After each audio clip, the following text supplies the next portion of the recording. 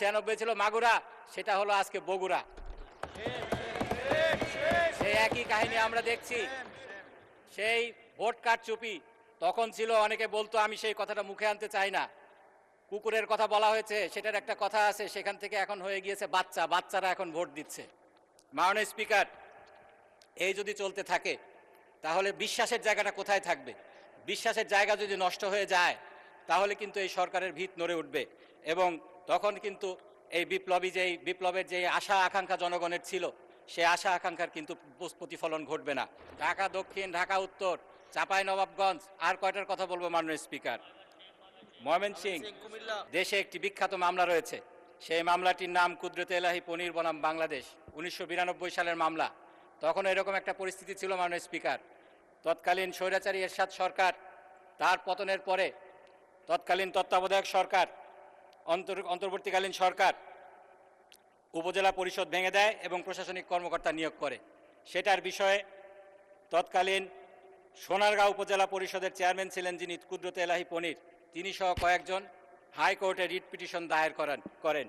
সেই writ পিটিশনে categorically বলা হয়েছে সংবিধানের 59-60 অনুচ্ছেদ অনুযায়ী নির্বাচিত স্থানীয় সরকার গঠন করা বাধ্যতামূলক। মাননীয় স্পিকার, এক্ষেত্রে প্রথমত সংবিধানকে ভায়োলেট করা হয়েছে। 93 অনুচ্ছেদ, সেই অনুচ্ছেদে রাষ্ট্রপতির কোনো এখতিয়ার নেই সংবিধানের কোনো অনুচ্ছেদকে ভায়োলেট করে একটি অধ্যাদেশ জারি করা। তারপরেও আমরা দেখছি এটার উপরে একটি কেস রয়েছে, সেই কেসের রায়টাকেও ভায়োলেট করে স্থানীয় পরিষদ যেই প্রশাসকগুলো রয়েছে তাদেরকে নিয়োগ দেওয়া হচ্ছে। আমরা দেখছি মাননীয় স্পিকার, এখন যেটা করা হচ্ছে, গত নির্বাচনে যারা পরাজিত হয়েছিলেন তাদেরকে কনসোলেশন প্রাইজ, সান্ত্বনা পুরস্কার হিসাবে বিভিন্ন জায়গায় প্রশাসক হিসাবে নিয়োগ দেওয়া হচ্ছে। ঢাকা দক্ষিণ, ঢাকা উত্তর, চাঁপাইনবাবগঞ্জ, আর কয়টার কথা বলবো মাননীয় স্পিকার? ময়মনসিংহ, কুমিল্লা। মাননীয় স্পিকার, এই যে বিশেষ পরিস্থিতির কথা বলা হয়েছে, বিশেষ পরিস্থিতিটা কি এই আইনে তো বলা নেই, 32 কতেও বলা নেই, 42 কতেও বলা নেই, এবং এখানে সরকারের হাতে এটার বিচার ভার অ্যাবসুলুটলি দিয়ে দেওয়া হয়েছে, কোনো মানদণ্ড এখানে সেট করা হয়নি। এর মাধ্যমে আমরা যেটা আশঙ্কা করছি, এই আইনের আরবিট্রারি অ্যাপ্লিকেশন হবে নির্বাচিত প্রতিনিধিদেরকে সরিয়ে দিয়ে অনির্বাচিত প্রশাসক ভবিষ্যতে বসানোর যে রাস্তাটা আছে, সেই রাস্তাটাকে এখানে খোলা হলো। মাননীয় স্পিকার, নির্বাচনের কথা যখন আসলোই, আজকে 2টা উপনির্বাচন হয়েছে। মানুষজন বলছে 96 ছিল বগুড়া, 96 ছিল মাগুরা, সেটা হলো আজকে বগুড়া। সেই একই কাহিনী আমরা দেখছি।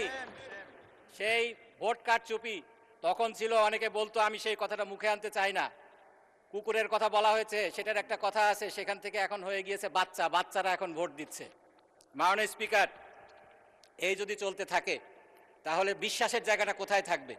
বিশ্বাসের জায়গা যদি নষ্ট হয়ে যায় তাহলে কিন্তু এই সরকারের ভিত নড়ে উঠবে এবং তখন কিন্তু এই বিপ্লবের যে আশা আকাঙ্ক্ষা জনগণের ছিল, সে আশা আকাঙ্ক্ষার কিন্তু প্রতিফলন ঘটবে না। মাননীয় স্পিকার, এই যে স্থানীয় সরকার, এখানে যে প্রতিটা স্তরে নির্বাচিত প্রতিনিধি দেয়া হবে, এটা কিন্তু বিএনপি নির্বাচনী ইশতেহারে এসেছে। সেখানে বলা হয়েছে মৃত্যু ছাড়া অন্য কোনো কারণে অনির্বাচিত প্রশাসক বসানো হবে না। 31 দফাতেও একই কথা বলা হয়েছে।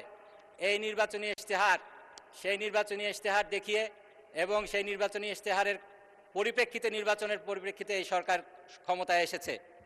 সেই সরকার নির্বাচনী ইশতেহার ভঙ্গ করা, বলা হয়েছে জুলাইয়ের বিপ্লবের জুলাই সনদ বাস্তবায়ন আদেশ নাকি অন্তর্হীন প্রতারণার দলিল। এখন কি সেই 31 দফা অন্তর্হীন প্রতারণার দলিল হয়ে যাবে মাননীয় স্পিকার? একই সাথে নির্বাচনী ইশতেহার, এটা আপনার মাধ্যমে যিনি আজকে ভারপ্রাপ্ত মন্ত্রী আছেন তার কাছে সেটার জিজ্ঞাসা। মাননীয় স্পিকার, এক্ষেত্রে অনেক কিছুই বলা হয়েছে। আজকে যে এখতিয়ারের প্রশ্ন এসেছে, সেই এখতিয়ারের প্রশ্নে আমাদের মাননীয় আইনমন্ত্রী বলেছিলেন যে সংসদ নাকি আদালতের রায় মানতে বাধ্য না, আদালতের ডিকটেশন মানতে বাধ্য না। তিনি চালাক মানুষ, তিনি বলেননি যে আদালত যেটা বলছে নাল অ্যান্ড ভয়েড। যেখানে আদালত বলছেন রিভাইভড অ্যান্ড রিস্টোর্ড অটোমেটিক্যালি, সেটা রিভাইভ অ্যান্ড রিস্টোর্ড হবে না, এটা তিনি বলেননি। তিনি একটি উদাহরণ দিয়েছিলেন 8ম সংশোধনীর। সেই 8ম সংশোধনীর মাধ্যমে এই সংবিধানের 100তম যে অনুচ্ছেদ আছে সেটাকে অটোমেটিক্যালি ডিলিট করা হয়েছিল মাননীয় স্পিকার। সেদিন আমার যে প্রশ্নটা হলো, এই 100তম যে অনুচ্ছেদ এটা কি সংসদে পাশ করে ডিলিট করতে হয়েছিল নাকি এটা অটোমেটিক্যালি ডিলিট হয়ে গিয়েছিল? মাননীয় স্পিকার, সেদিন এটি অটোমেটিক্যালি ডিলিট হয়ে গিয়েছিল। সংসদে হাইকোর্টের যে বিকেন্দ্রীকরণের বিষয়টা ছিল সেটা সেদিন অটোমেটিক্যালি ডিলিট হয়ে গিয়েছিল।